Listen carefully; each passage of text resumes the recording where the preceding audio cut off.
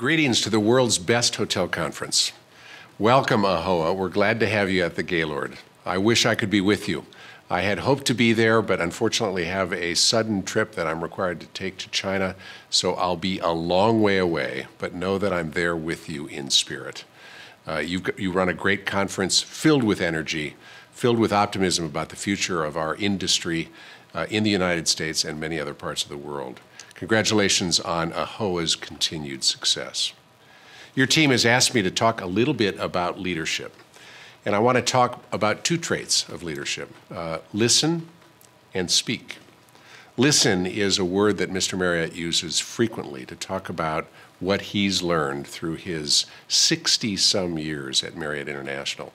And when he talks about listening, he's really talking about keeping your ears open and being deliberate to find input into the decisions, particularly the important decisions that have to be made. 25 years ago, when I started working with Mr. Marriott, he would often call me at home in the evening and ask me what happened that day.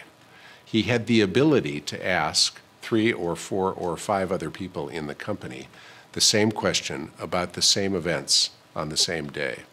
And by the way, he called each of us. It was important for him to understand a variety of perspectives about issues which were really important to the company.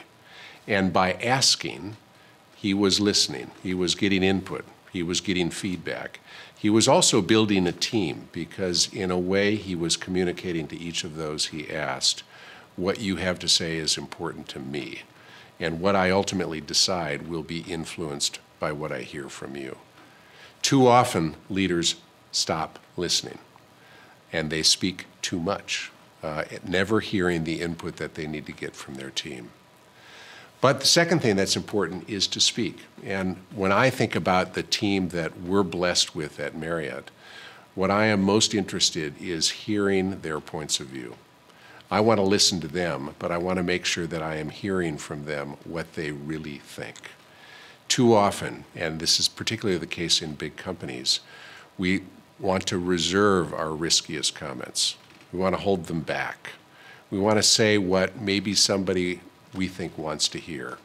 Or maybe we want to say something that has only been broadly digested and regurgitated into something which is consensus, something which is safe. But that's not good enough. We won't have the kinds of discussions we need to have unless we are willing as a team and with our team members to say, this is what I believe, or this is what I worry about, or I wonder about this question.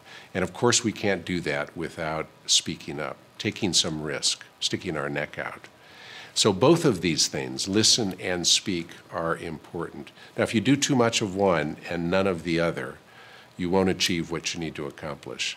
If you listen when it's important to listen and be deliberate about listening, but then when it's time for a decision to be debated or made, if you speak and stick your neck out, you'll come to a place where in both circumstances we're building better teams, where we're sharing a path to the future. We're doing it in a way that gives us great pleasure and energy in working with each other, and we're coming to a better conclusion. I wish you all the best for AAHOA's meeting.